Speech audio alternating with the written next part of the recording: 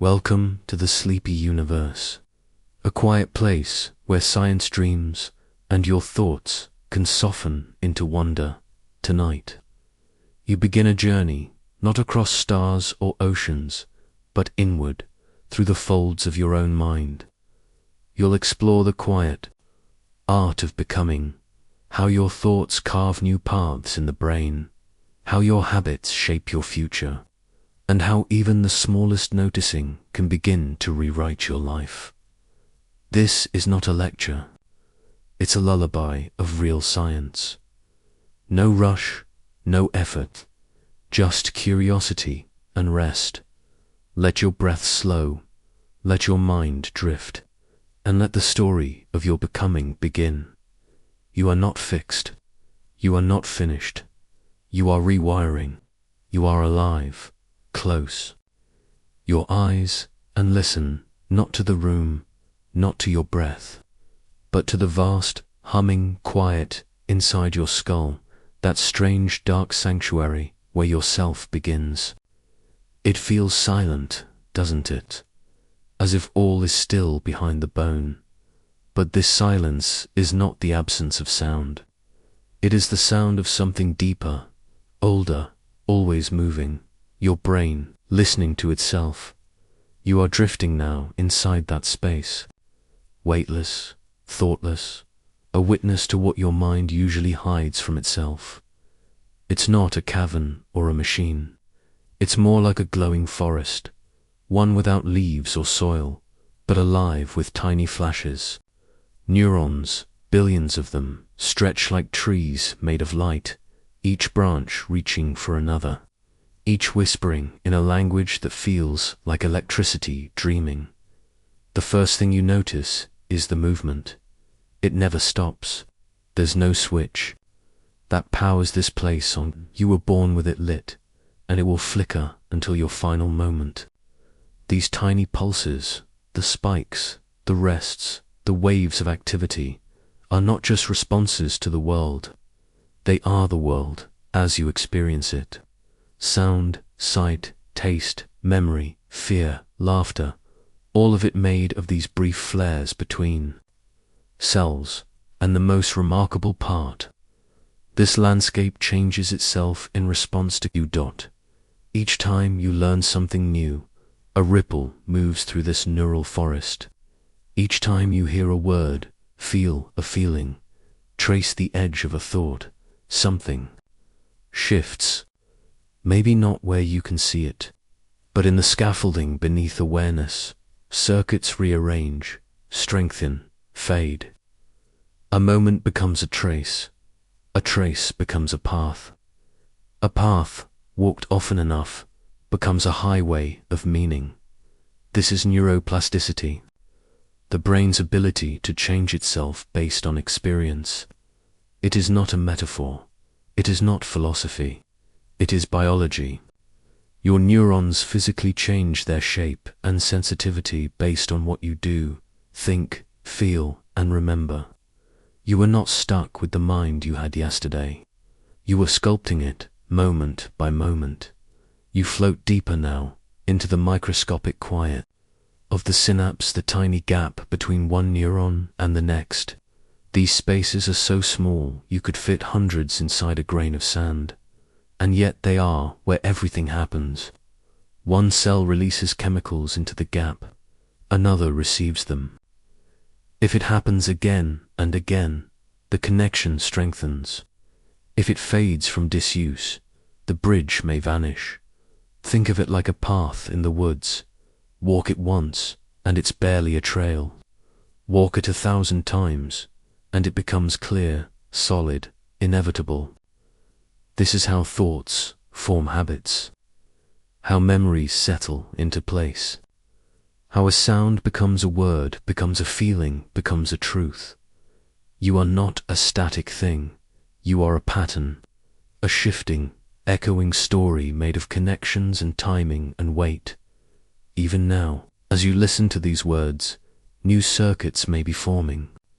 Neurons reaching out, adjusting their sensitivity, rewriting how they speak to one another. You are not passively receiving this. you are changing. The brain doesn't need your permission to grow, but your attention helps. When you learn something new, when you practice it, reflect on it, struggle and repeat, the brain responds with growth. Not everywhere at once, not always visibly, but over time, subtly and steadily. Dendrites reach further, synapses bloom and fade. The architecture of you, your habits, your reactions, your inner tone begins to reshape. You pass now through the hippocampus, deep in the middle of the brain, shaped like a curled seahorse. This is where memory first takes root. Experiences come here like guests knocking at the door. Some stay, some pass through, some settle in and grow roots. The hippocampus doesn't just record facts, it helps turn the present into something that can be carried. It speaks closely with the amygdala, where emotion lives. A flash of fear, a burst of joy. These color what the hippocampus stores. A dull day may be forgotten, but a moment that moved you, startled you, softened you, that leaves a deeper groove in the mind's soil, and those grooves can deepen. With retelling, memory isn't static. Each time you recall it, you rewrite it slightly. You're not playing back a recording, you're reconstructing it, laying down new tracks on the neural road, shaped by how you feel in the present. You've felt this before, haven't you? A memory that changed with time, that softened at the edges, that became warmer or more distant the more you lived. That's plasticity. The self doesn't preserve, it renews. And it renews even in silence. Even now, as you lie still, your brain is practicing, replaying the day's patterns, solidifying what it deems important. During sleep, neurons refire in the same order they did during waking experience, as if rehearsing a play again, polishing the steps. It means that even rest is learning, even sleep is sculpting. You feel now the richness of this organ, not as a tool, not as a container, but as a living system, a coral reef of thought, a symphony where each note affects the one that follows, and it listens to itself at every moment. The brain is not just processing input, it is predicting, comparing, weighing the now against the expected. What you call perception is partly anticipation. Your brain is asking, does this match what I've seen before? And adjusting its signals if the answer is no. This means that the world you see is not raw. It is interpreted, filtered, customized, based on who you've been and who you are becoming. You may think you are separate from your brain, that it serves you, or obeys you, or frustrates you. But the deeper you go, the more you realize you are the process itself. Your brain doesn't just respond to the world, it becomes the world. It responds to your thoughts, gentle, repetitive, hopeful, or afraid. Shape not just your mood, but your wiring. The stories you repeat, the emotions you feed, the meanings you carry, they change your circuitry over time. Not metaphorically, literally, and just as paths can form, they can also fade. Habits that no longer serve can weaken. Stories that once hurt can soften. A mind that once turned sharply toward fear can begin to turn, instead, toward calm. It takes patience, but the forest regrows. The silence inside your head isn't empty. It's full of learning, full of possibility. And you are not just listening, you are shaping, even now. You are walking now, not on earth, not on stone, but across. A forest that lives inside your mind. The air is dim and soft, like early morning light. Around you, a fine mist gathers, not cold, not wet, but humming, like a memory that hasn't yet decided what shape it will take. Above, the branches don't hold leaves. They hold light, little pulses of it, small flashes traveling from one slender tendril to another, like lightning playing tag across a vast web. These are synapses, the shimmering spaces between neurons where thought finds its voice. You don't hear them exactly. You feel them, a gentle rain of signals. Countless drops falling, always falling. The ground beneath your feet shifts with every step, not crumbling, but rewriting itself. Like a trail in soft earth, your footsteps press into it, not as weight, but as attention. What you repeat becomes a path, and what you ignore becomes overgrown. This forest isn't planted by instinct alone. It grows in response to you, your experience, your choices, your rhythms. The synapses fire like droplets striking leaves, and each drop carries a message. When one neuron speaks to another, and that conversation happens again and again, the bridge between them strengthens. The signal flows faster. The pathway becomes favored. This is Hebb's law. Neurons that fire together, wire together. It is simple. And it is profound. Each time you practice a skill, think a thought, repeat a phrase, a pattern is traced through this forest. Do it again, and the path grows clearer, stronger. The branches above begin to lean toward each other. The space between becomes charged. What was once difficult becomes natural. What was once new becomes familiar. This is how practice shapes the brain. Not by forcing, but by inviting growth. You pause beneath one glowing branch. A synapse flickers just once. Then again, each pulse is a footstep of thought. A small reinforcement. The neuron receiving the signal begins to expect it. Prepare for it, welcome it. Its surface becomes more sensitive. The channel between them widens, and soon the signal moves effortlessly.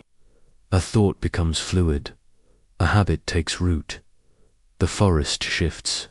You feel it, a slight turning, like a breeze changing direction. Other paths dim. Other synapses, neglected, fall quiet. The rain does not strike there as often. And so, slowly, those branches drift apart. The bridge fades, not in anger, not in punishment, but in natural forgetting. This too is neuroplasticity, not just growth, but pruning. The brain trims what it no longer needs. It clears the clutter, not for efficiency alone, but for clarity. It keeps what you feed. It lets go of what you've left behind. This is why unpracticed skills fade. Why languages not spoken soften to the tongue. Why stories you haven't told in years feel distant when you try to recall them. The trail is still there, but faint. Moss has crept in, and yet even the faintest trail can be walked again. Even lost paths can be reformed. You look up, and the forest pulses with possibility. There is no single path you must follow, no hardwired script. There are only tendencies, strengthened by repetition, weakened by silence. This means you are not locked into who you were yesterday. You are not fixed in thought or habit. You are fluid. You are practice made visible. The rain continues. Each drop is not just a signal. It's a question. Is this still needed? Is this still true? You listen to the conversation. Some synapses sing with joy, practiced skills, fluent movements, trusted patterns. Others are uncertain, half-formed paths, sparked by new experiences, fresh attempts, fragile beginnings. The brain does not judge. It notices. It responds, and it learns.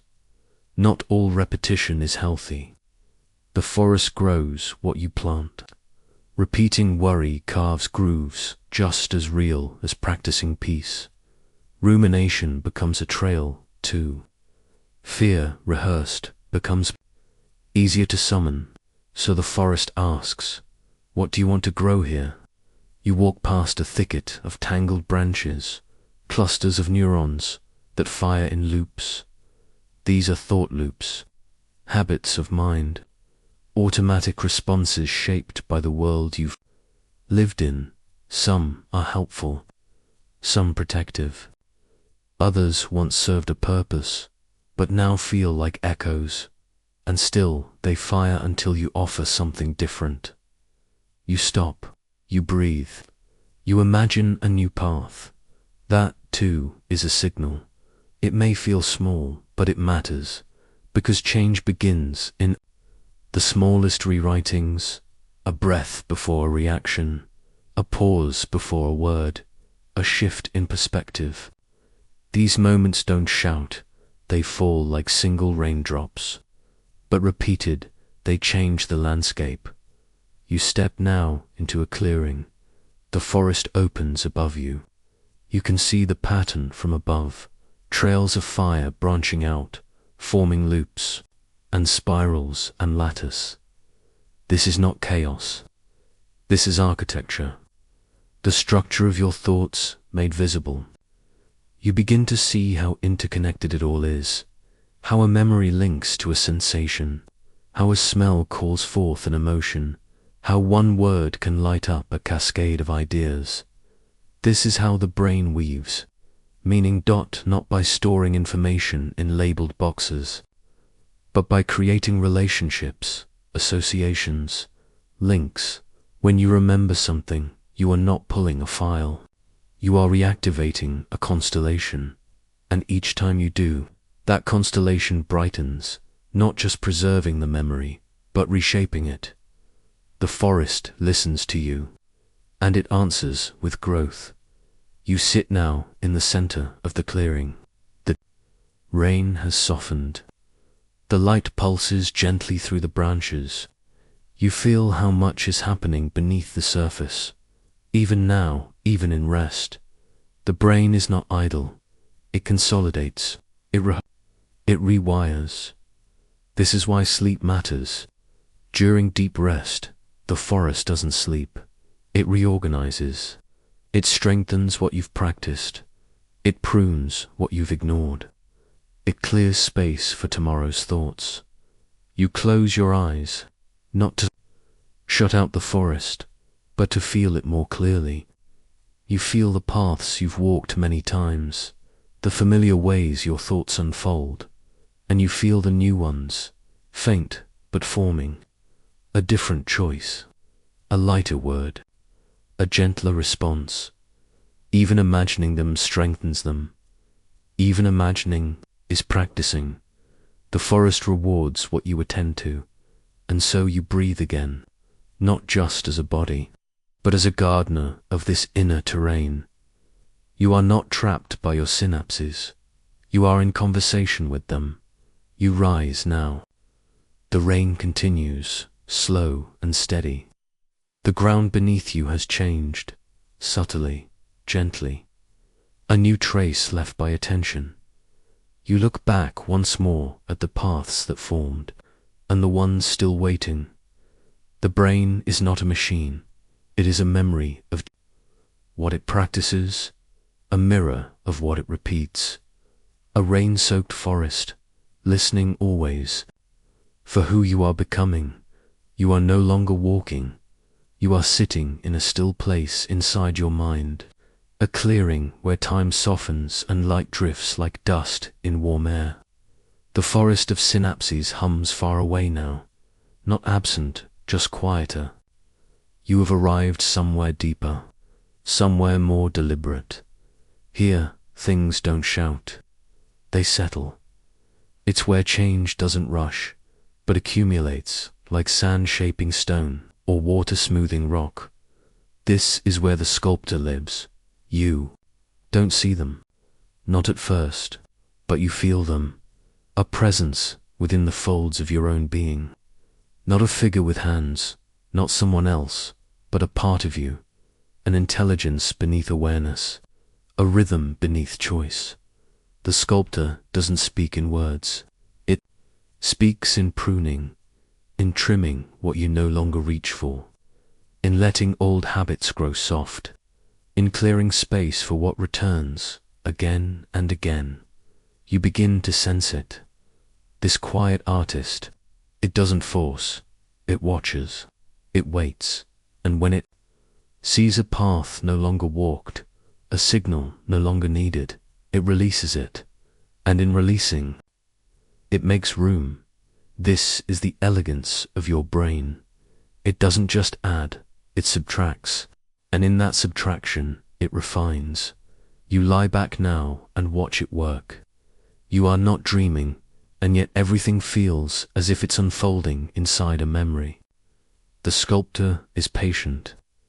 It moves slowly through the network of your neurons, seeking not what's loudest, but what's persistent.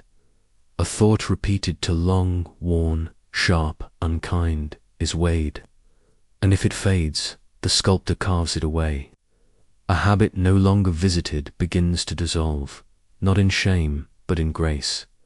There is no judgment here, only response. You remember childhood now, the strange way the world once felt enormous, everything soaked in novelty. The way you learned without trying, how language flowed into you, how movement refined itself without instruction. That's because the sculptor then was swift. Childhood brains are sculpted, not in stone, but in clay, soft, eager, plastic. But even now, you are not fixed. You are still clay, just slower to warm.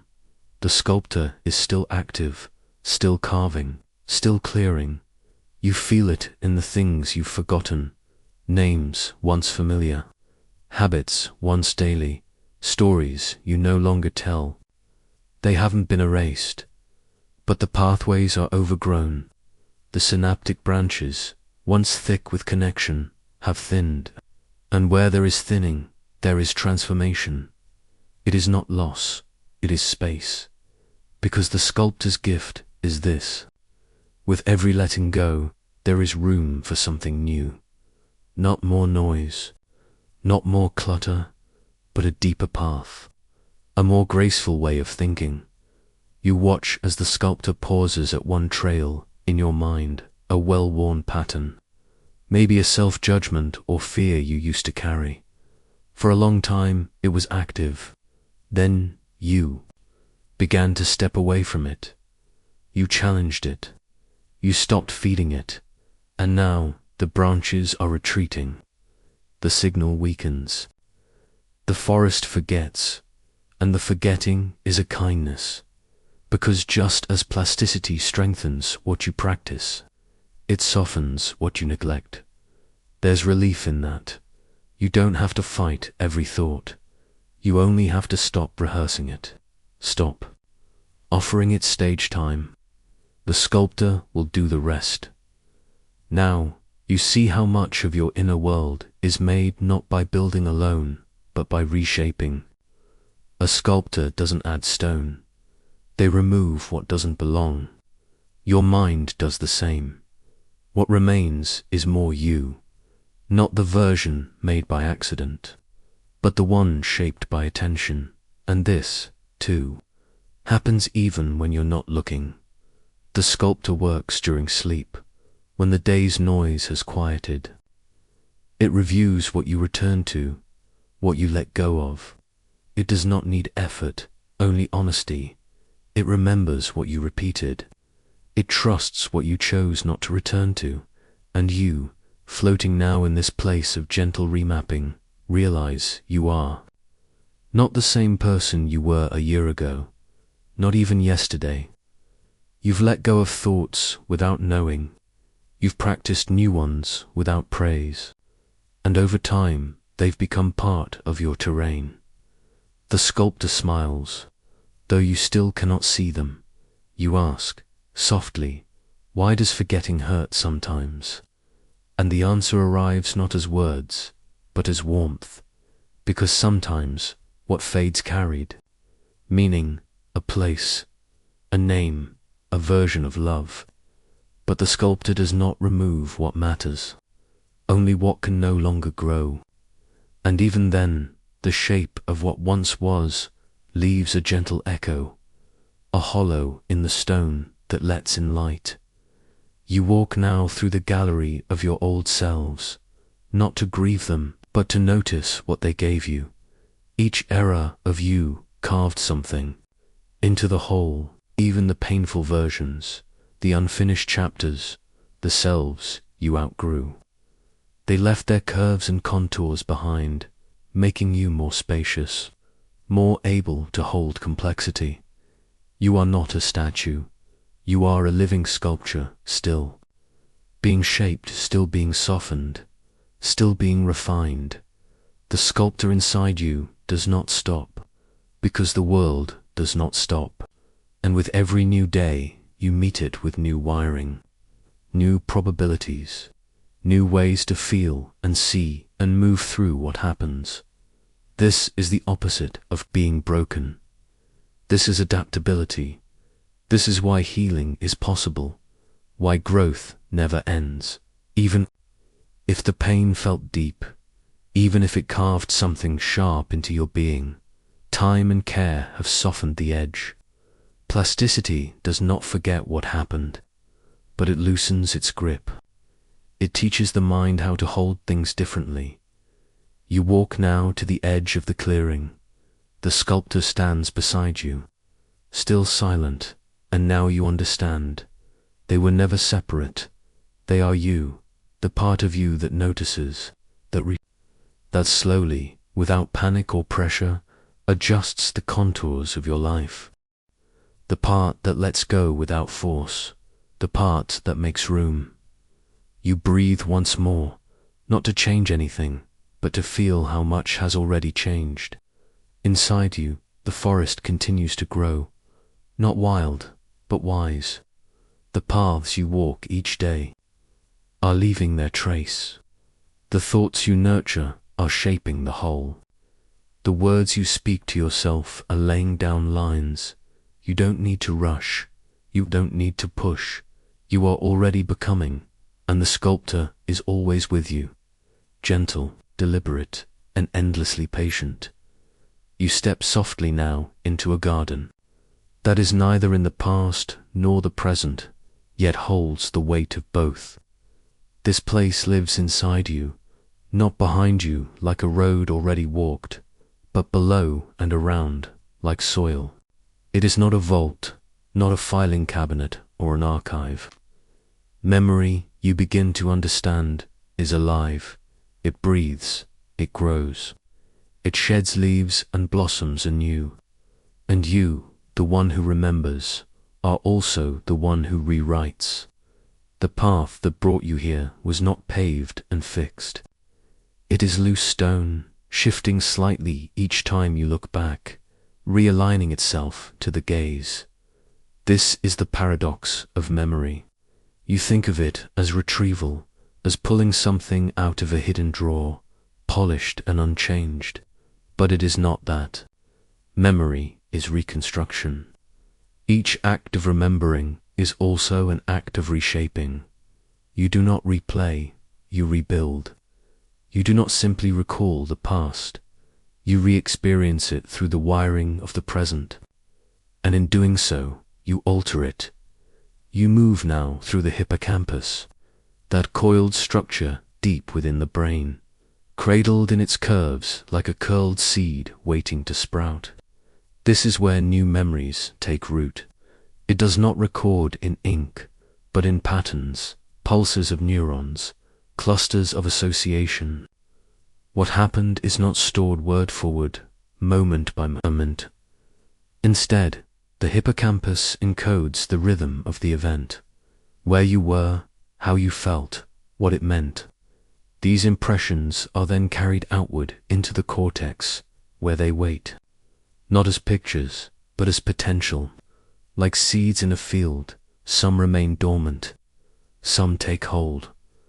The more you return to a memory, especially one charged with meaning, the stronger its roots grow. But with each visit, you carry with you who you've become. The person you are now gently lays a new filter over the event, like light passing through a changing sky. And so the memory changes, not dishonestly, not falsely, but naturally, as all living things do. What matters is not the exactness, but the resonance. What you took from the moment, what you learned, what you carry forward in the shape of how you now live. You wander now into the deeper beds of this inner garden where older memories dwell. Some are vivid, sudden in their clarity, a smell, a sound, a flash of color that brings a childhood afternoon rushing back. Others are soft and partial, like fog rolling in over a familiar hill. And some are so deeply buried that they rise only in dreams or in moments when you are not trying. Memory does not obey demand. It responds to rhythm, to emotion, to rest. You pause beside a memory that still pulses with color. It is not what you expected to find. It is not even particularly important, but it is familiar. The shape of a chair, the warmth of sun through glass, the echo of laughter. It lives not in words, but in sensation. This too is memory, not just facts, but feeling, not just data, but atmosphere. The brain stores not only what happened, but how it felt when it did. The amygdala, the brain's emotional sentinel, stands watch here. It tags memories with emotion, especially those tied to fear or joy or pain. This tagging makes them more vivid, more likely to be recalled. It is protective, a way for the brain to help you learn quickly what matters. But it also means that emotion shapes what stays, and sometimes what haunts. You sit now in the shade of one of these trees of memory, and you realize that its roots are not just anchored in the past, they are also entwined with your identity. Who you believe you are is, in many ways, a collection of remembered moments, assembled not all at once, but over time, through reflection, through narration, through the quiet act of connecting dots. You are not just shaped by what happened, you are shaped by the version of those happenings you continue to hold. But even this story is not fixed. Neuroplasticity makes memory plastic too. With intention, with care, with repetition, you can gently retell your story to yourself in a way that heals. This does not mean erasing pain or denying what was. It means holding the memory in a different light. It means allowing space for growth. Within the narrative, just as a plant can bend toward the sun, your memories, when revisited with compassion, can begin to bend toward insight, toward integration, toward peace. And memory is not merely backward-facing. The brain uses memory to simulate the future. The same networks that recall where you've been are recruited when you imagine where you might go. You rehearse possibilities, play out scenarios, imagine outcomes, not to escape reality, but to prepare, to practice, to plan. The past becomes a scaffold for the yet-to-be. You rise now and notice that the path forward winds back through memories you had nearly forgotten. Not because they were lost, but because they were buried under newer growth. But even buried, they shape the soil. They condition the terrain. They influence how you interpret the world. And sometimes they call out softly, asking to be felt. Again, not for nostalgia, but for resolution. You revisit one now, something unfinished, a moment of confusion or sadness or silence. You stand within it not to relive the pain, but to bring new presence to it. You are older now, wiser, kinder. The brain does not forget that change. When you recall this memory, your current self meets your former self, and something subtle shifts. A new layer is laid down. A new root grows. The memory doesn't vanish, but it settles differently in the soil. There is grace in this process. There is forgiveness here to dot, because the brain, though brilliant, does not always encode truth. It encodes what seemed true at the time, and over time, those truths can evolve. The memory that once felt like failure may now seem like a turning point. The moment that once felt lost may now appear as a beginning. You have grown around it, like a tree growing around a stone, not erasing it, but carrying it with strength. You reach now the edge of the garden, and before you stretches the present, unwritten, unfolding. And you realize that each moment you live will soon be another seed, another potential root. The way you pay attention, the way you speak, the way you meet what's here, all of it plants the memories that your future self will inherit, and that self too will be a gardener, will decide what to keep, what to soften, what to nourish. You walk back through the garden, slower this time. You notice what has grown, what has receded, and what is just beginning to bloom, not from the past, but from this very moment. A quiet thought, a soft word, a new pattern of being. These too will take root. These too will become part of the story. And now you understand, memory is not a container. It is a climate. It is shaped by what you return to. It is warmed by what you value. It is watered by repetition and thinned by neglect. But most of all, it is alive, and so are you. Not just because you remember, but because you continue to rewrite, to retell, to replant. You step away from the garden, not leaving it, but carrying its scent with you. Its lessons folded quietly into your being. The past does not trap you. It becomes you, and who you are becoming can reshape what the past once meant. You are standing now not in a garden, nor a forest, but inside a map that lives beneath awareness. It does not look like the world outside. No compass points, no streets or borders. This map lives within your brain, and it is drawn not in lines, but in pulses, textures, echoes. It is the brain's drawing of your body, your shape, your limits, your reach, and it changes more often than you think. You close your eyes and begin to feel this map, not with your fingers, but with your presence. You sense the space your hand takes up, the way your arm bends, the weight of your foot against the ground. These sensations are not coming from your skin alone. They are being assembled in your brain, in a folded strip of tissue called the somatosensory cortex. Here, the body is laid out like a living tapestry, each region assigned its place, its volume, its voice. But this tapestry is not woven once and forever. It shifts, it listens, it redraws. The parts of your body you use most, your hands, your lips, your eyes, they occupy larger space in this neural map. They are overrepresented, not because they are more important, but because they speak more often. Each signal from a fingertip, each brush of the tongue, each turn of the eye, all of it adds color to that region of the map. And if one part is ignored, its space grows dimmer, smaller, sometimes overtaken by others. The map does not reward status, it rewards attention. You imagine now a violinist. After years of practice, her fingers do not just move, they live in her brain as large, sensitive territories.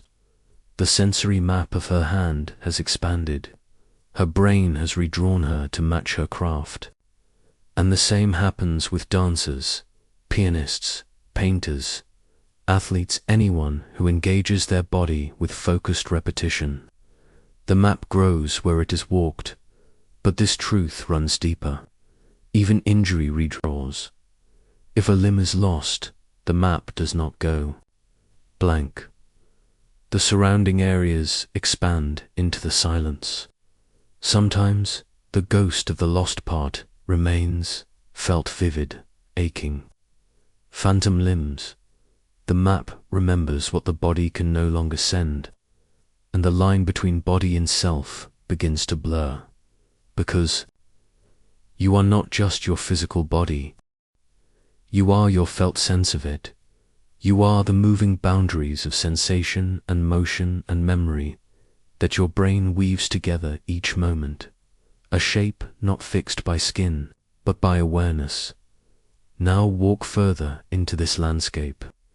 You pass through the motor cortex, where intention becomes movement. Here, the map is not about receiving, it's about doing. When you decide to reach, or smile, or step, this is where the signal begins. And like the sensory map, the motor map rewrites itself with use. New skills carve new grooves.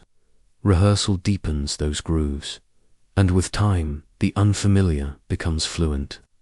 Muscle memory is not just in the muscles. It is in the map, but what's most astonishing is how imagination can shape the map too. Athletes who mentally rehearse movements, even without lifting a finger, still show changes in their motor cortex. The brain practices as if the act were real. Because, to the brain, intent and attention are powerful tools. You don't need to move the map. You need only imagine vividly. Practice inwardly. Show the sculptor where you wish to grow, and in this moment, you begin to wonder how much of yourself is simply where you've placed your attention. How many parts of your internal map have dimmed from disuse, from distraction, from detachment? A shoulder you stopped noticing, a breath you forgot to follow, a voice you stopped trusting. What happens when you bring them back into awareness? You try now. You rest your mind gently on your spine. You feel it lengthen slightly, not because it changed, but because your perception deepened. You move your focus to your hands. They tingle as if waking up. You scan your face. Your jaw loosens. Your forehead softens. The map is lighting up again. Not all at once, but like lanterns rekindling in the dark. This is proprioception, your brain's map of your position in space. You are not just feeling yourself from the outside in. You are locating yourself from the inside out. And the more you tune into that internal map, the clearer it becomes. You remember now the moments when you felt disconnected during stress, fatigue, trauma, as if you were floating outside yourself, as if the map had blurred or torn. This, too, is real. Under duress, the brain sometimes retreats. It pulls the map in. Sensation dulls. Awareness fractures. Not as failure, but as a form of protection. But when healing begins, when safety returns, the map can be restored. Through breath, through gentle movement, through touch, through presence. There is a kind of therapy where people with paralysis or pain sit in front of mirrors and imagine movement. Their reflection becomes part of the map. The brain believes what it sees, and slowly function can return. The map redraws itself with help, with hope, with illusion, with belief. You pause now at the heart of this landscape. You see that the borders of the body are not boundaries, they are invitations. You are not confined by your form. You are defined by the ever-renewing map of how you relate to it, and you are allowed to redraw that map, not in grand gestures, but in daily acts of noticing, a stretch, a breath, a still moment of being where your body is not just a vessel, but a place you return to, because the brain remembers what you come back to, and it forgets what you abandon, not with cruelty, but with efficiency. You begin to see how neuroplasticity does not only shape thoughts, It shapes embodiment. It tells you where you are, what is safe, what is part of you. And that map influences how you move through the world, confidently or cautiously, expansively or protectively. A person who has been hurt may shrink in the map, even if they stand tall.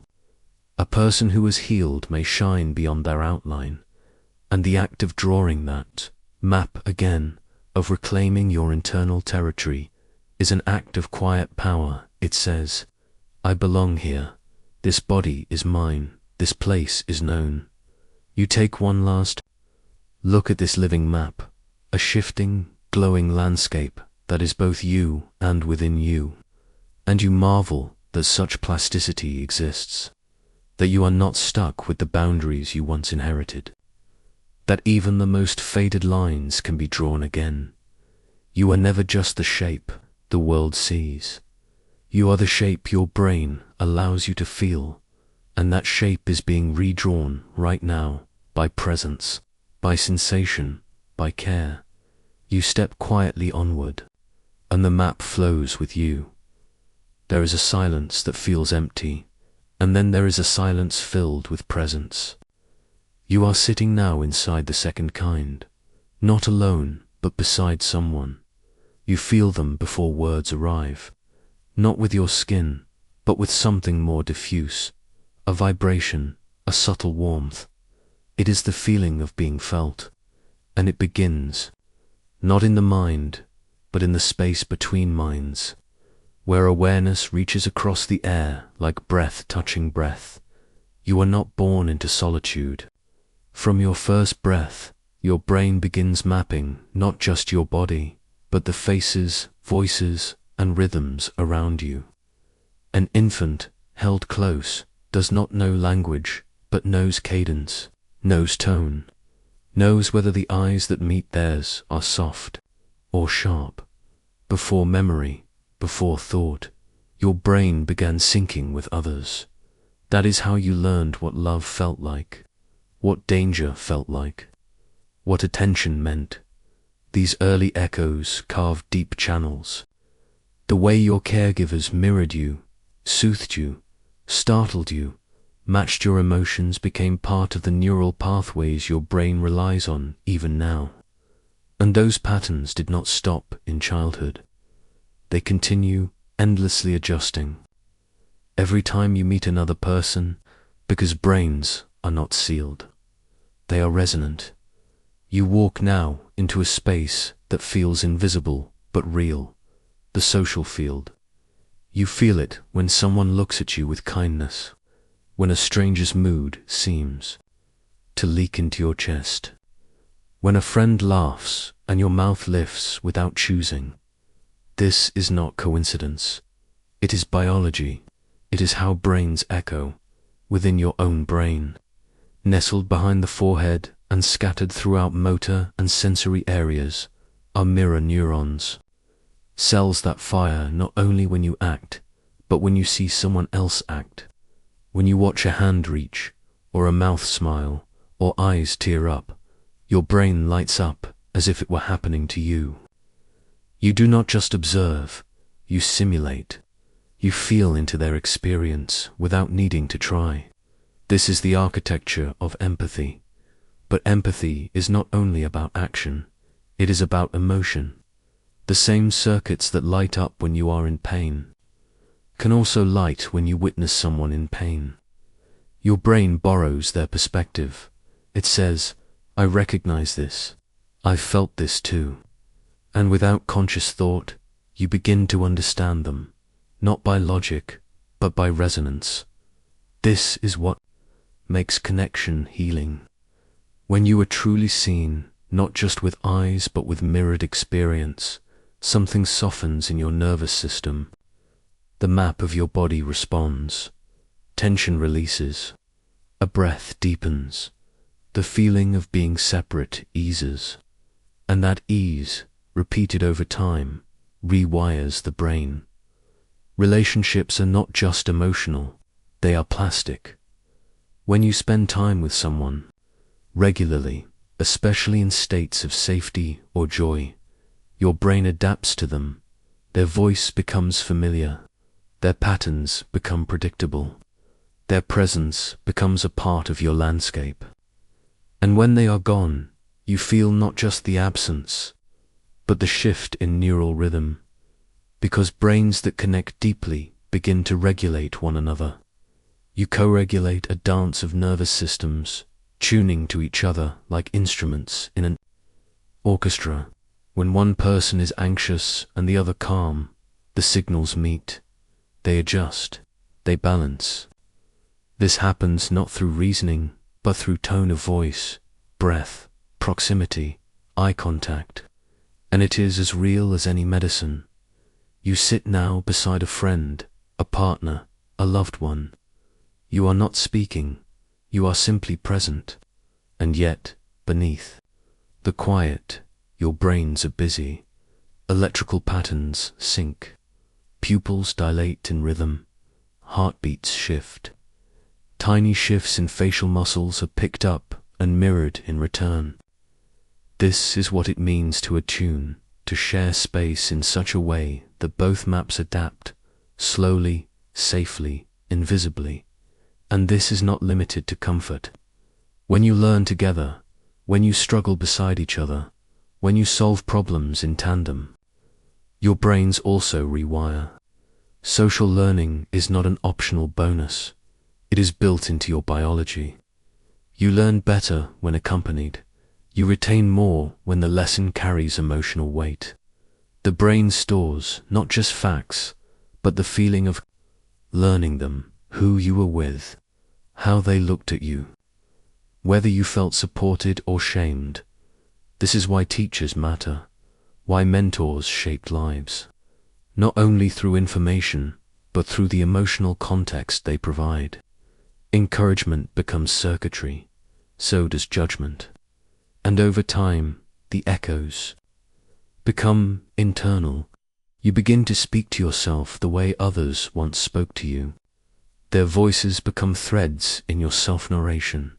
But just as wounds can be passed on in this way, so can healing. A kind voice repeated can soften harsh internal dialogue. A safe presence, returned to, can replace the echoes of fear. And with practice, the echo of empathy becomes your own. You become your own co-regulator, your own mirror, your own safe other. Still, the brain never stops seeking resonance. Even strangers can shift your state. A warm greeting from a passerby, a shared laugh, a silent understanding. These micro-connections release oxytocin, calm the amygdala, spark dopamine. They say, in tiny, unconscious ways, you are not alone. And that reminder, even once, begins to reshape isolation into possibility.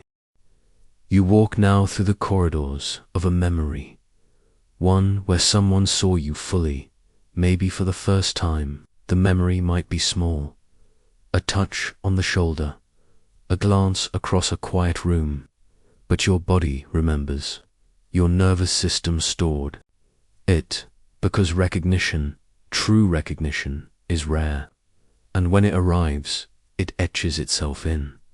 That feeling doesn't vanish. It becomes a blueprint. Your brain begins to expect it, seek it, and eventually offer it. That's the cycle. What is given is grown. What is grown is shared. And so you begin to mirror others, not just by biology, but by choice. You start to smile more gently, speak more slowly, listen more fully, and in doing so, your brain changes again. You become a safe place for someone else. Their nervous system, in your presence, settles. Their breath slows. Their inner map becomes less frantic. And slowly they rewire too, not with effort, but through the soft practice of being met. We think of the brain as self-contained, but it is porous. It learns from the air between us. You see now that plasticity does not just occur in solitude, but in relationship. Your brain has never grown alone. It was never meant to. Each time you connect, even briefly, you offer an echo, a thread, a note in the music of shared becoming, and in this way, you're not just a self, you're a chorus, the neural network of your mind humming in quiet harmony with others who are also learning, also growing, also mapping their way toward kindness.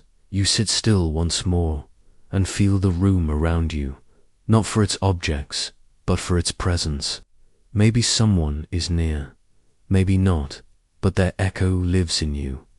A friend, a parent, a stranger, a child. You carry traces of them, how they once looked at you, how they spoke your name, how they held your gaze without turning away. Those echoes remain, and they change you. The sculpture of your brain is not only shaped by solitude, but by encounter, and each encounter, no matter how brief, leaves a trace. You rise now, softly, with the awareness that you are not just shaped by others. You are shaping to dot in the words you offer, in the way you listen, in the quiet presence you allow, and in this, you become not only a brain, but a beacon, a safe mirror, a gentle echo for someone else's becoming. There is a quiet power you carry, one so subtle it almost never announces itself. You do not hear it buzz or see it flicker, but it moves every moment, like light tracing across a room.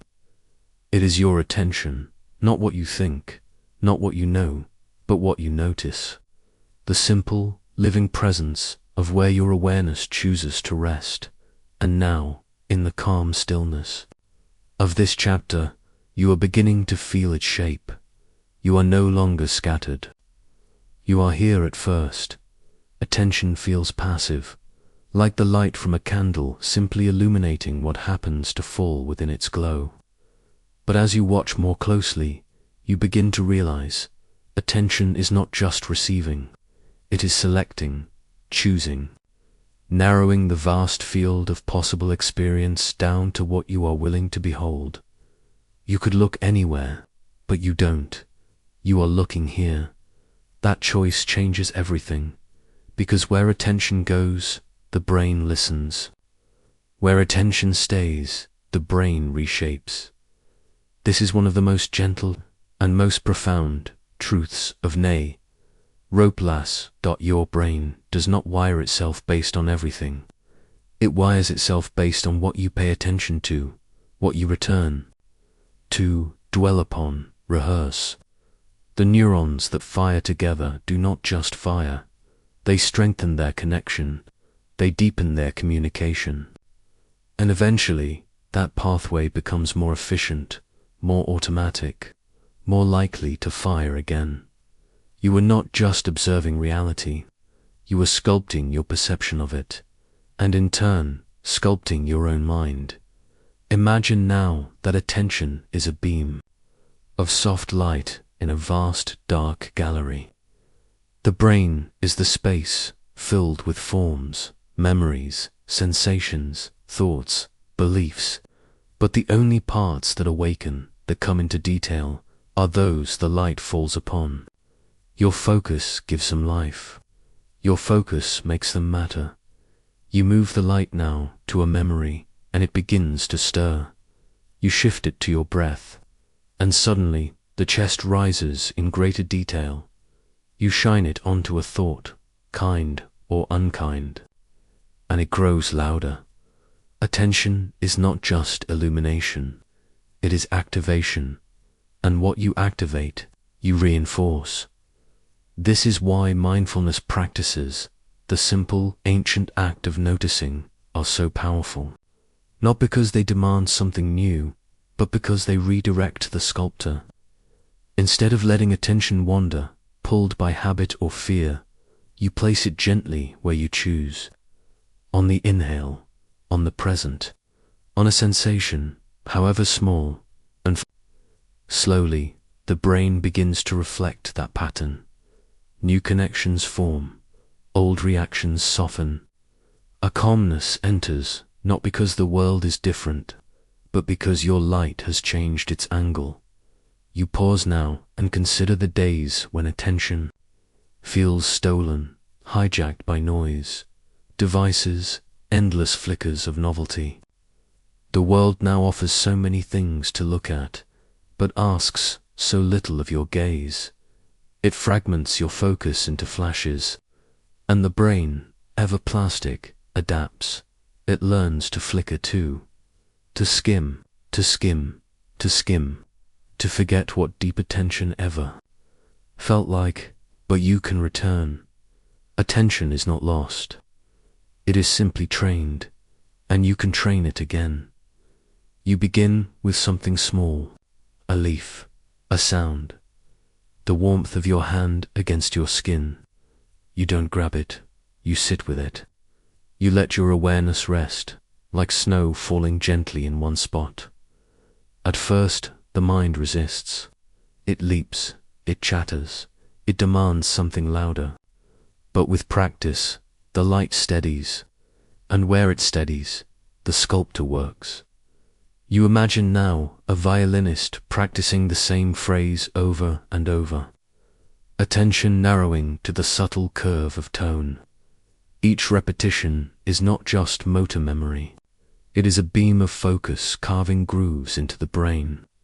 The pathway strengthens, the body learns, the mind refines, and with time, the music emerges not from effort, but from ease. This is the gift of attention.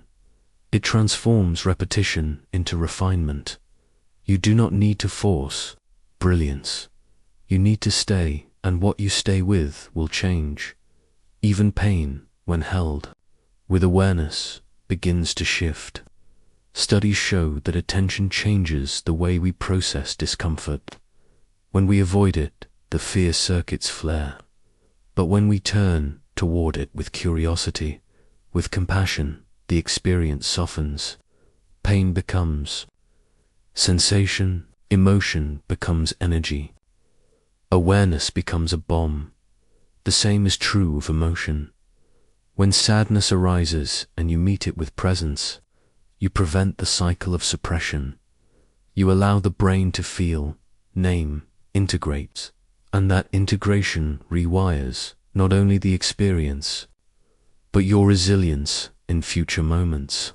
The brain learns that feelings are safe to hold, that you are capable of being with what arises. Attention is not control, it is companionship, and what your companion with steadiness and gentleness becomes less overwhelming. Now you shift your focus to joy, not exuberance, but the quiet kind. A memory of warmth, a moment of connection, the softness of fabric or the hush of evening air. You stay here, noticing, and the brain records your choice. It strengthens that thread. It makes joy more reachable next time, more familiar, more yours. This is the architecture of gratitude, of savoring, of choosing to see what nourishes. It is not about denying pain. It is about training your perception not to forget beauty. And again, with time, the neural map changes.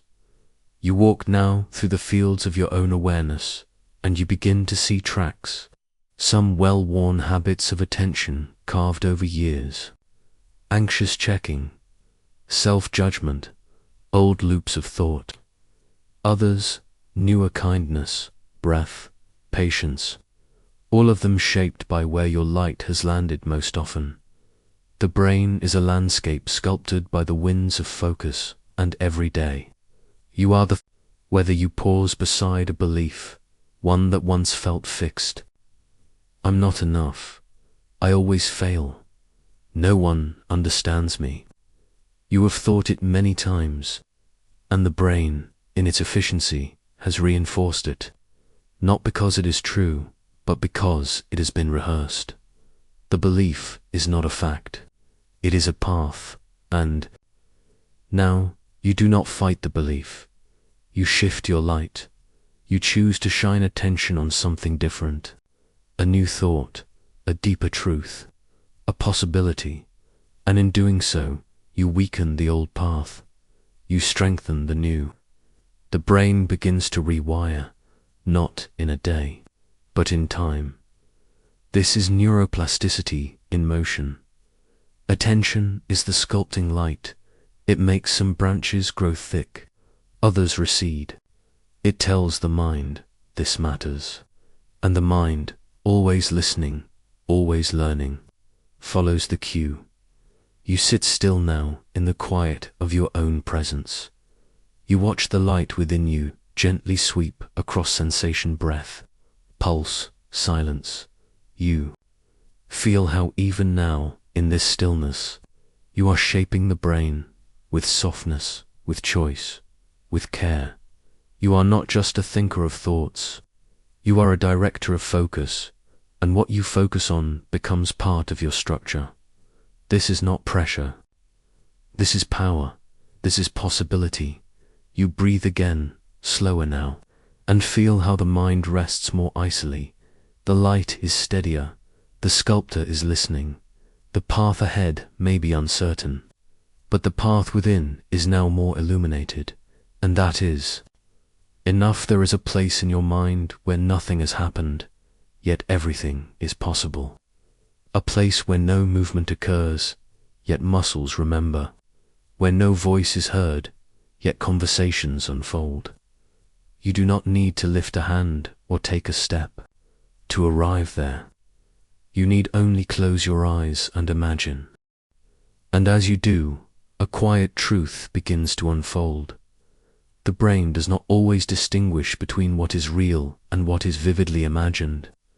To your neurons, a well-sculpted image, a remembered texture, a rehearsed moment, all of it carries weight.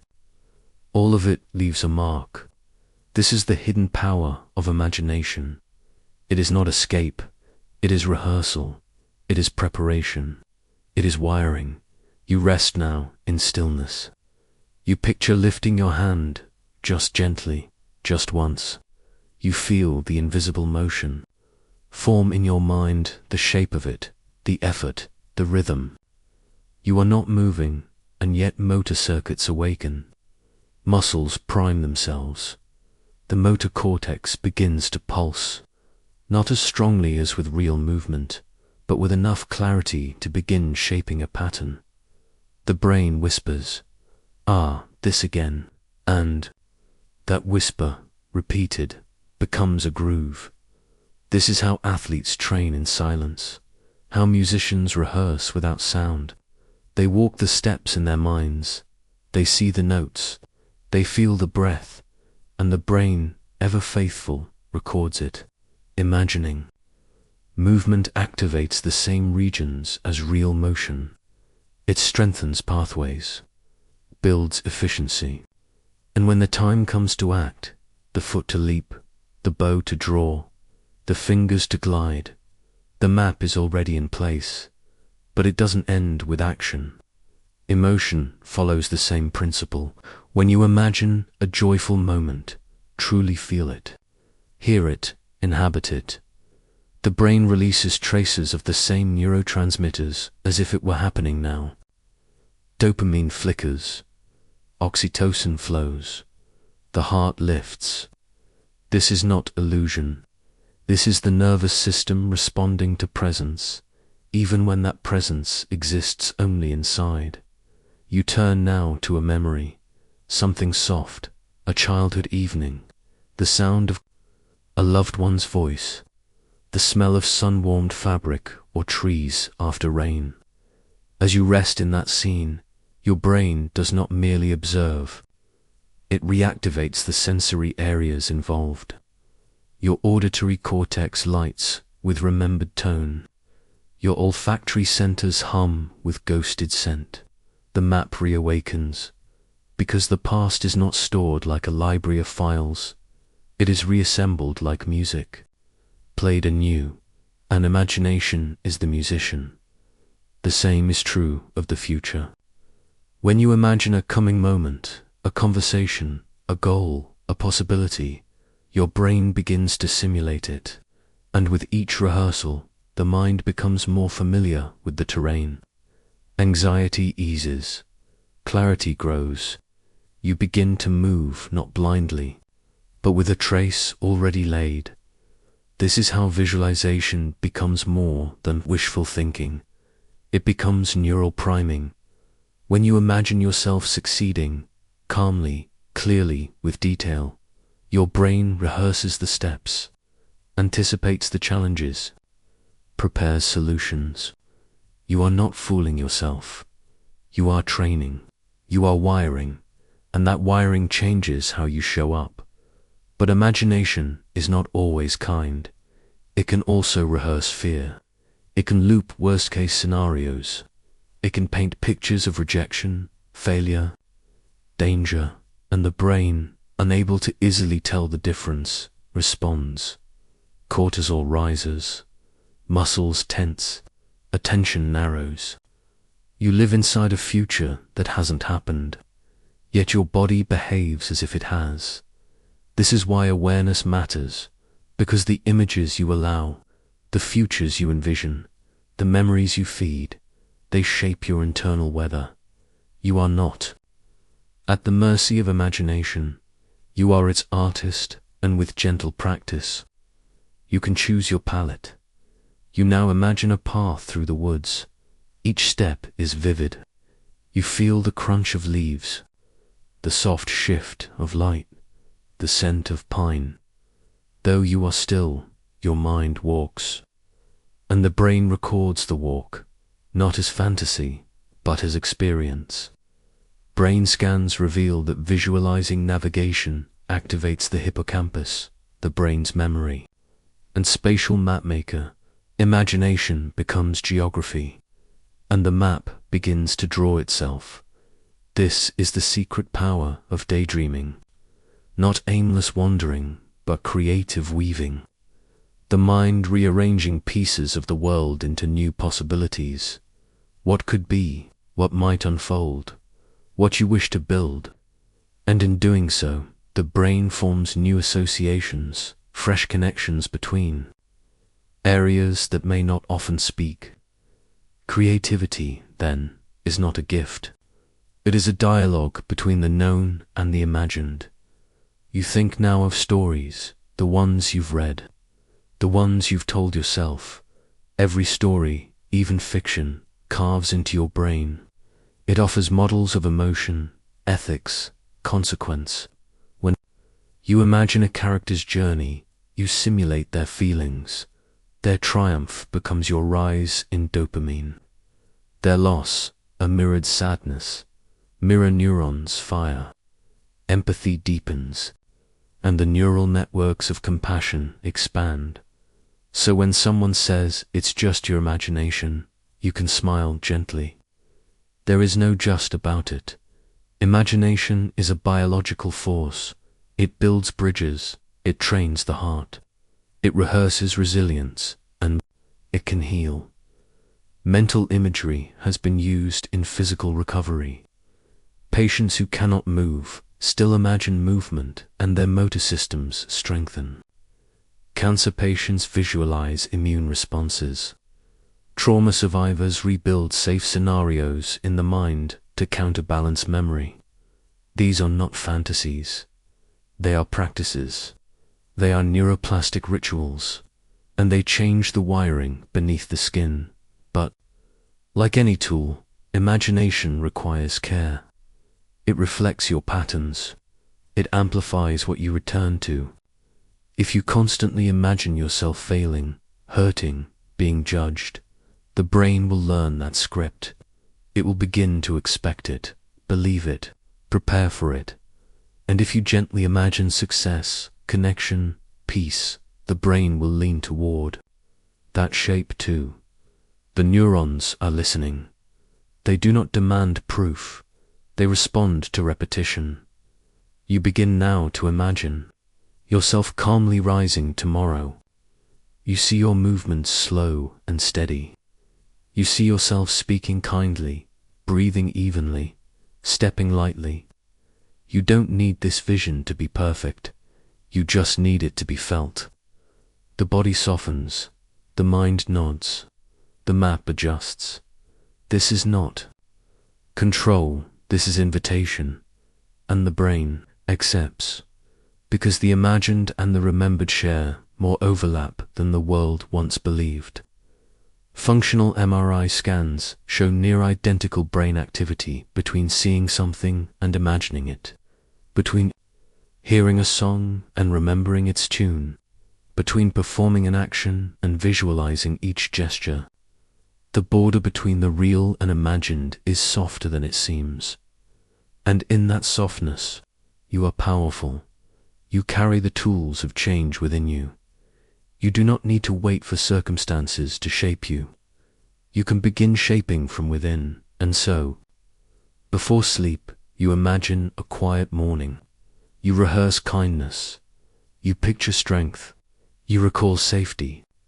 You imagine peace, not as some distant goal, but as a feeling in your body, one you can remember, one you can create, one you can return to. You are no longer just a thinker. You are a sculptor, and your chisel is the mind's eye. Even now, as your body rests still, your brain grows. Imagination is the rehearsal of becoming, and you, gently and deeply, are becoming still. There is a silence deeper than quiet, and it lives beneath your thoughts. You are resting in it now, not asleep, but not speaking either. It is the space where your deepest assumptions reside, the place where your beliefs dwell, not the ones you tell others, but the ones that whisper when no one is listening. You are here now with them. Beliefs are not decorations of the mind. They are structures. They hold shape. They guide perception. They filter experience. You do not just think them, you build your brain around them. And once a belief is formed, it becomes part of how the brain predicts the world, interprets what it sees, and protects what it expects. Beliefs are not passive, they are active architectures, and the brain, ever efficient, does not ask whether they are true.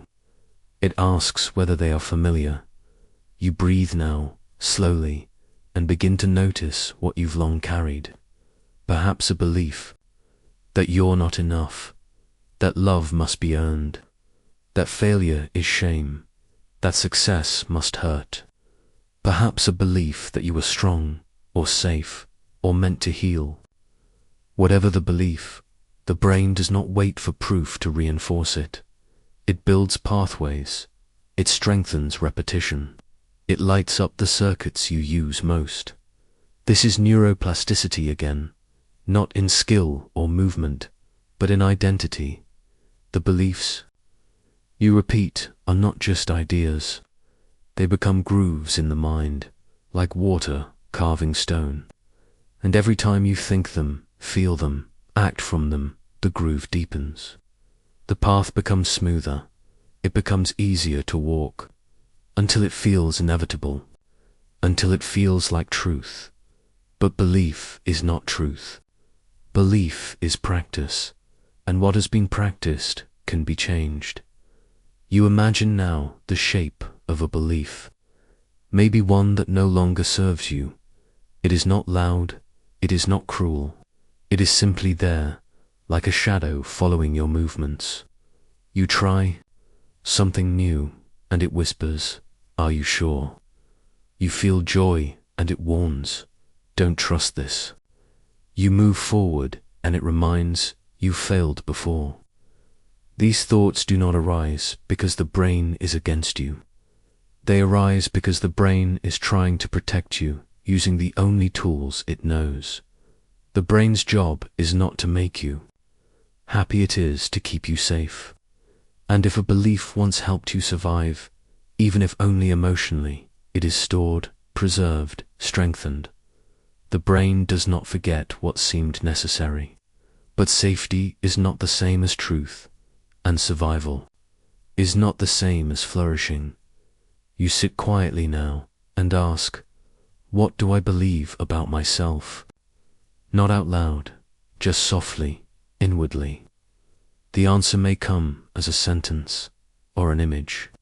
or a sensation in the body, a tightening, a heaviness, a warmth. Because belief is not only cognitive, it is somatic. It lives in the body, and the body often remembers before the mind can name. You rest your hand on your chest and breathe. The brain listens. And slowly you begin to feel how belief is not fixed. It is a state of openness or closure. And the more often you meet it with awareness, the more flexibility returns. Rigid thoughts begin to soften. Sharp inner voices lose their edge. You are not erasing the old map. You are offering new paths. The science supports this. Cognitive neuroscience shows that self-beliefs activate regions like the medial prefrontal cortex, the same areas involved in autobiographical memory, identity, and emotional regulation. When those beliefs are negative, the amygdala may also join in, adding fear, shame, defensiveness. But when beliefs shift toward compassion, safety, possibility, the brain's social and reward circuits engage. Dopamine flows. New patterns emerge. The map redraws itself, gently. You begin to recall moments when someone believed in you, a teacher, a friend, a stranger who saw something in you.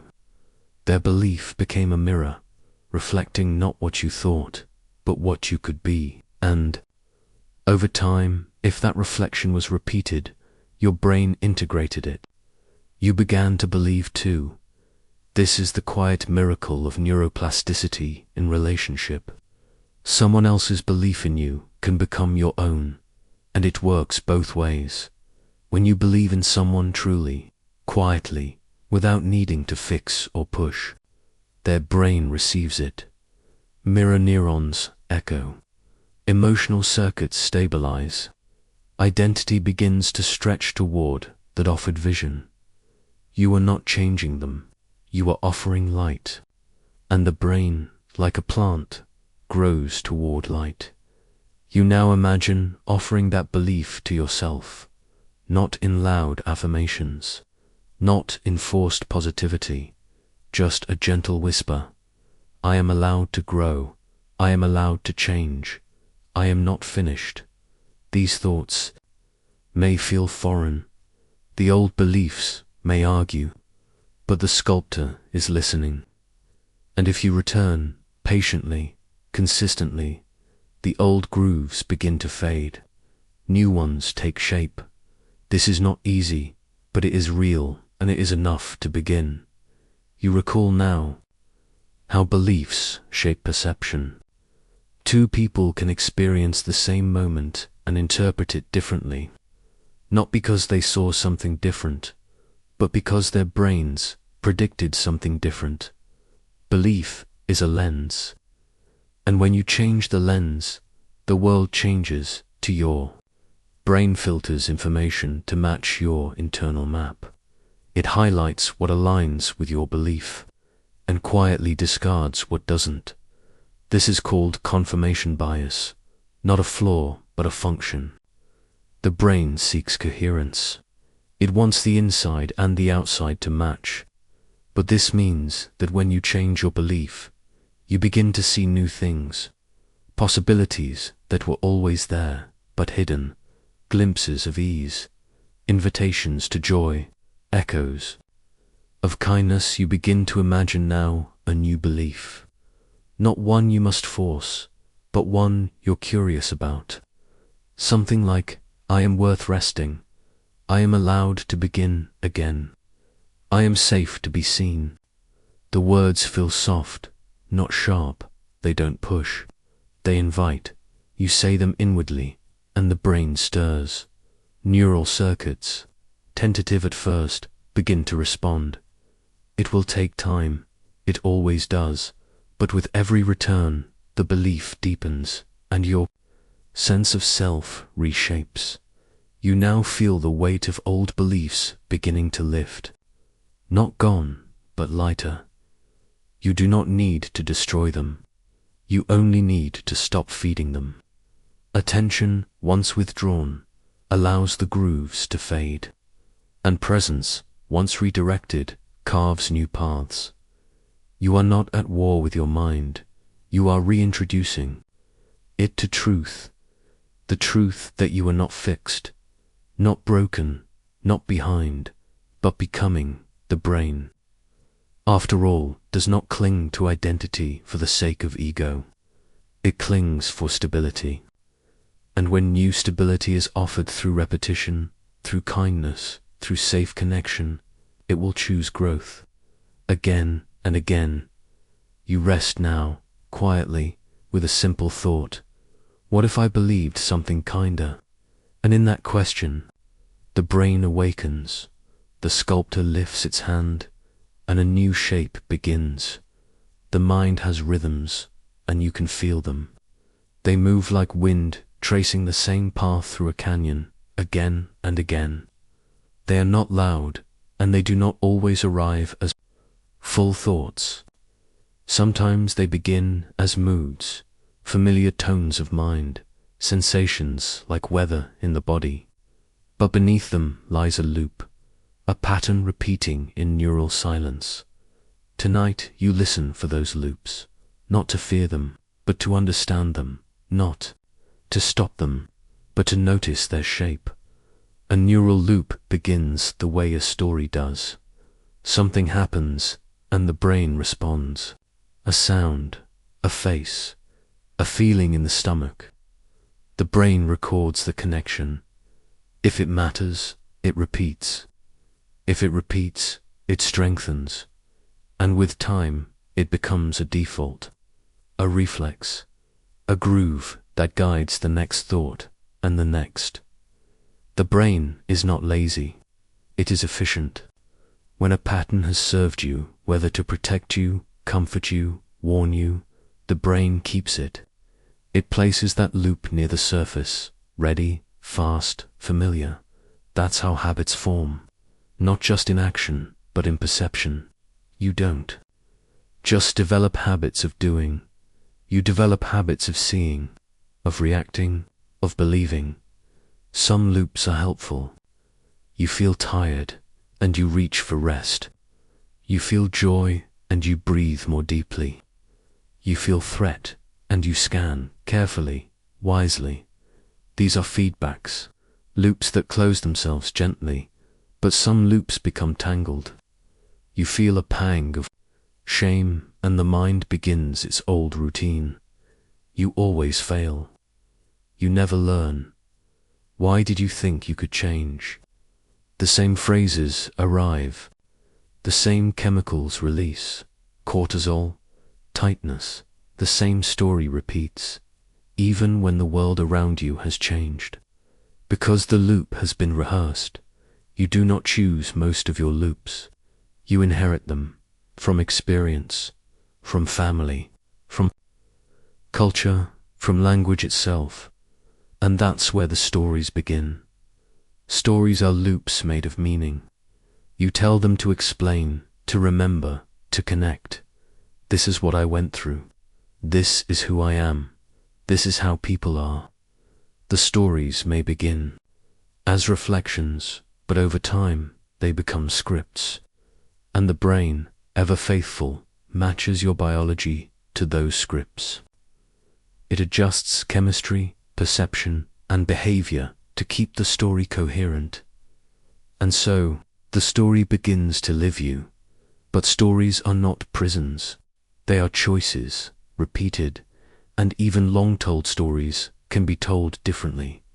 You pause now and sense a story you've told many times, perhaps quietly, perhaps unconsciously. I always have to do it alone. People leave. I'm not creative. I can't change. I always overthink. You repeat the loop, not because you enjoy it, but because it feels known, safe, expected, and yet, here you are, noticing. The moment you notice, you are no longer fully inside it. You are near it. You are aware, and awareness is the beginning of rewiring. Because neural loops depend on unconsciousness, on speed, on automaticity. But when you bring attention to the pattern, you create a pause, a space, and in that space, something else can happen. The loop does not vanish, but it is no longer alone. You breathe now, slowly, and observe the body's participation. The breath may tighten at a certain thought. The shoulders may rise. The stomach may curl. These two are loops, embodied feedback cycles that link sensation to emotion to thought and back again. You do not resist them. You stay with them. You are learning their language. This is what mindfulness offers. Not escape from the loop, but awareness within it. And with awareness comes choice. Over time, new loops can be formed. This is not theory, it is biology.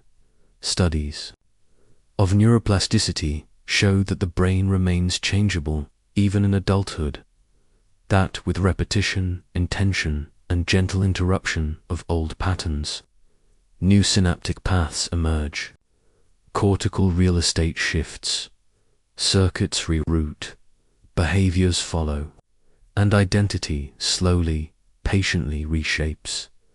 You recall now the loop of emotion and memory, how the brain, when triggered by a strong feeling, searches for matching memories, and how, once the memory is recalled, it reactivates the emotion. The loop strengthens. This is not weakness, it is survival. The brain says, this feels like that. Prepare, but not every echo means danger. And you are allowed to separate the now from the then. You gently name what is old. You gently name what is new. And in that naming, you loosen the knot. You think now of loops held by culture, how phrases you heard as a child became part of your internal weather, how values were modeled about strength, gender, success, emotion, and how your brain absorbed them, not with skepticism, but with trust. The child's brain is the most plastic of all, open and porous. It does not judge, it learns, but you are no longer only a child. You are a chooser of loops, and the stories you've inherited can be honored without being obeyed. You begin now to write, not with a pen, but inwardly, a new loop. Just a beginning, a softer story, one that says, I can try and not be perfect. I can be seen and still be safe. I can feel sadness and not be broken. This story is not for performance. It is for wiring, and the brain listens. The loop begins. It will take time. All loops do. But it has begun. You pause now to imagine a wheel slowing, an old cycle losing its spin, not from force, but from stillness. That is what happens when you stop feeding the loop, when you do not give it your belief, when you feel the fear and still breathe, when you hear the judgment and still offer kindness. The wheel turns, yes, but slower, and one day it stops, and a new rhythm begins, one shaped not by fear, but by truth, one built not by habit, but by awareness. You are not the loop, you are the space the loop moves through, and in that space you are free. Sleep is not an absence. It is not a blank, not a shutting down, not a loss of self. Sleep is a place. You arrive there not all at once, but slowly, like a tide rising to carry you, and as you enter it, something remarkable happens. The outer world fades, and the inner one lights up. You lie still, but within you, great things are stirring. Your breath slows, and with it, the chatter of the day grows quiet. Muscles soften. The edges between thoughts and body begin to blur. But beneath this gentle descent into stillness, your brain does not rest. It begins to work in a new way, not loudly, not consciously, but with deep intention, Sleep is the brain's hidden workshop. Its night school, its healing ritual. As you slip into sleep, you do not vanish, you transform. In the early part of the night, you enter slow-wave sleep, deep and dreamless, like falling into the ocean's floor. During this time, the brain begins its quiet labor. Synaptic pruning begins, trimming away connections that are no longer needed, conserving energy, sharpening what matters. The day's excess is sifted through. The unimportant is let go. The meaningful is kept, strengthened, folded deeper into the folds of memory. This is how you learn, not just while awake, but while sleeping. What you study, what you practice, what you feel deeply, these return in sleep, refined. Musicians who rehearse a piece and then sleep often wake with smoother performance. Students remember better after a night's rest than after a night of review. Athletes consolidate skill, not through repetition alone, but through dreaming, because sleep is not forgetting, it is sculpting during the night. Your hippocampus, the brain's memory librarian, quietly replays recent events, deciding which to preserve, which to fade. And as it does, it passes some memories to the neocortex, the long-term storage. These memories settle not as exact recordings, but as softened, integrated impressions, the emotional essence, the core pattern, the usable wisdom. You are not keeping every detail. You are distilling meaning, and meaning is what lasts later. In the night, you drift into REM sleep, rapid eye movement, where the mind becomes more active, even as your body remains still. This is where dreams are vivid, strange, creative. Here, the brain takes pieces of the past and combines them in new ways. It weaves images, symbols, stories. It experiments. It heals. Emotional memories are especially vivid in REM. The amygdala, the brain's emotional alarm bell, flares with old signals. But because you are sleeping, the body does not react. Instead, the brain reprocesses fear, sadness, confusion, not to relive them, but to metabolize them, to soften their grip. This is why you may wake from a dream feeling lighter, clearer, even if the dream itself made no sense. The brain has done its quiet work. You feel now how essential sleep is, not just for function, but for self. When sleep is skipped, emotions sharpen. Focus fades. Old fears rise. The world feels too loud. This is not weakness. It is the brain crying for its rhythm. Because neuroplasticity doesn't only require challenge and repetition. It requires rest. It requires cycles. Growth does not happen in a straight line. It breathes, and breath needs pause. In sleep, the brain clears metabolic waste. Cells shrink slightly, allowing space for cerebrospinal fluid to wash through, a gentle rinse, flushing toxins, refreshing your mental landscape. This process is essential for brain health, and it can only happen when you surrender wakefulness. When you trust the silence, you are not idle, you are restoring. This is the gift of sleep. It asks nothing of you but your willingness to let go, and, in return, it repairs you. Emotionally, sleep strengthens resilience. A well-rested brain can regulate better. It handles disappointment with more grace, conflict with more calm, uncertainty with more patience. This is not magic, it is circuitry. The prefrontal cortex, your seat of reflection and reason, is replenished in sleep. The alarm system's quiet. The emotional tide settles. And so you wake with more room to be kind to yourself, to others. Even creativity blooms in dreams. Artists have long credited dreamscapes with ideas. Poets, musicians, inventors, all drawn to that twilight place where logic loosens and possibility emerges. The brain at night makes strange, beautiful connections. It tests ideas. It reshapes reality. And when you wake, some part of that dreamlight lingers. You carry it with you. Sleep even protects against forgetting, not just in youth, but in age. The consolidation of memory, the resilience of mind, the prevention of decline, all of these are linked to the rhythms of sleep. Deep sleep, dream sleep, the architecture of the night. You are not separate from this rhythm. You are this rhythm. And when you honor it, you return to your design. You feel now a deepening respect for sleep, not as a chore, not as an escape, but as a sacred function, a biological wonder, a nightly return to the well. And so you prepare for it more gently.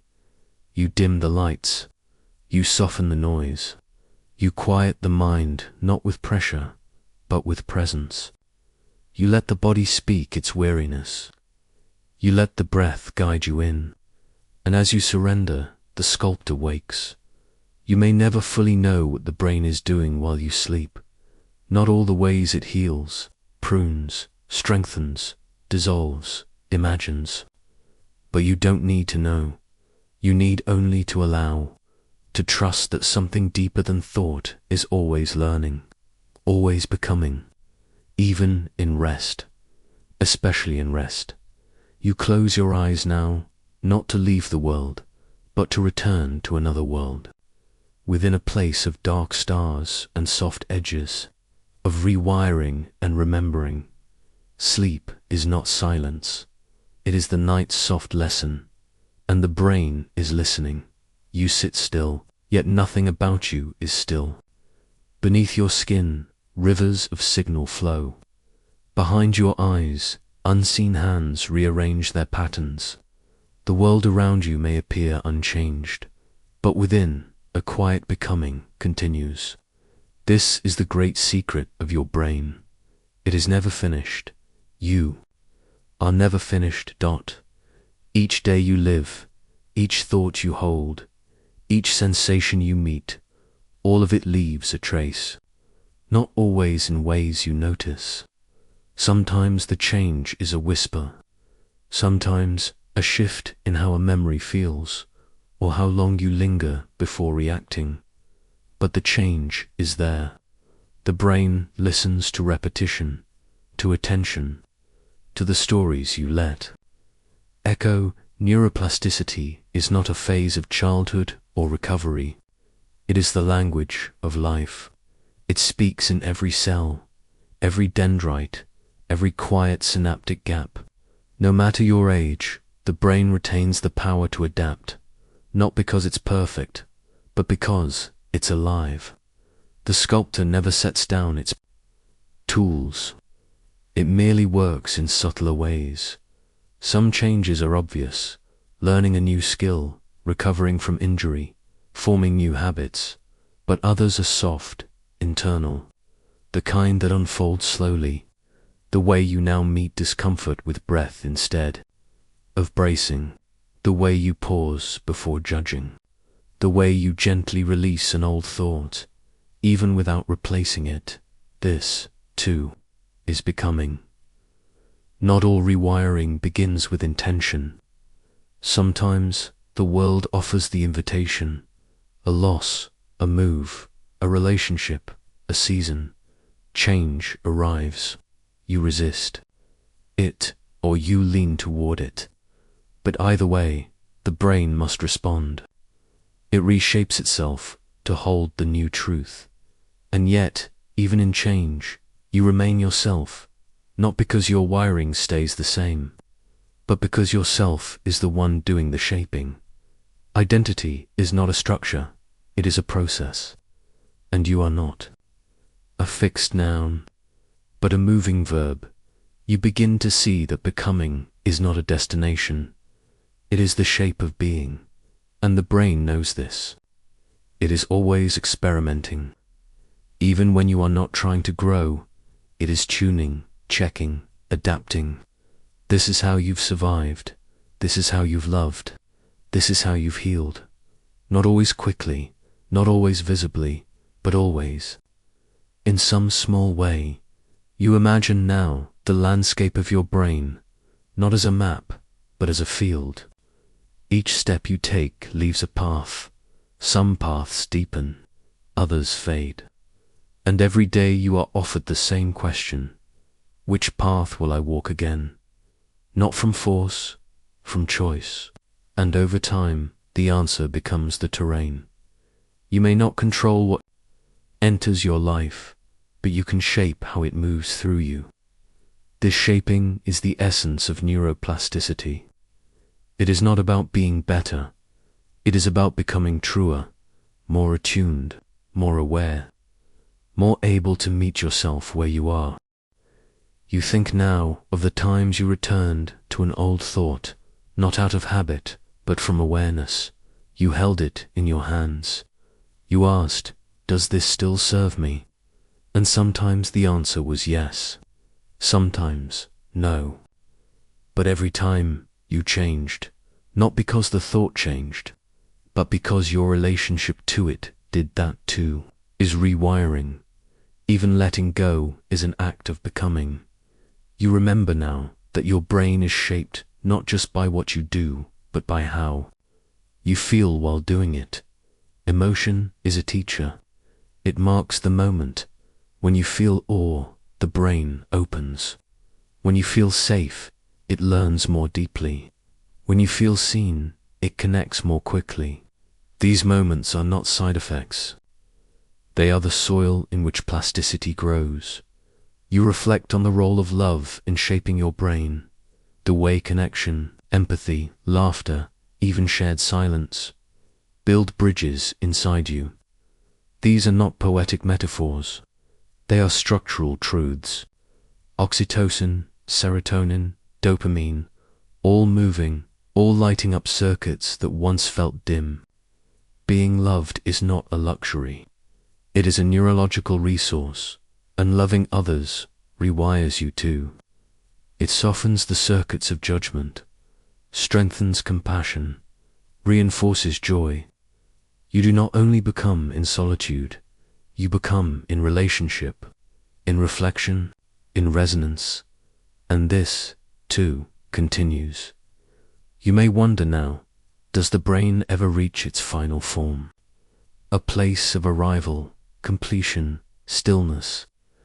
The answer is gentle and clear. No, and that is its beauty. The brain is not a statue to perfect. It is a garden to tend. Some seasons require pruning, others patience. Some bring bloom, others rest. But growth never ends, and the most powerful changes often begin in quiet. This quiet is where you are now, and in it you are changing. Even this moment, the way you are hearing these words, sensing your breath, meeting yourself gently even. This is a thread in your becoming. It weaves itself into the larger pattern. A story not of achievement, but of awareness. You are allowed to change. You are allowed to begin again. You are allowed to grow slowly, and the brain, faithful companion, will follow. You take a final breath now, soft and full, not to mark an ending, but to honor the unfolding.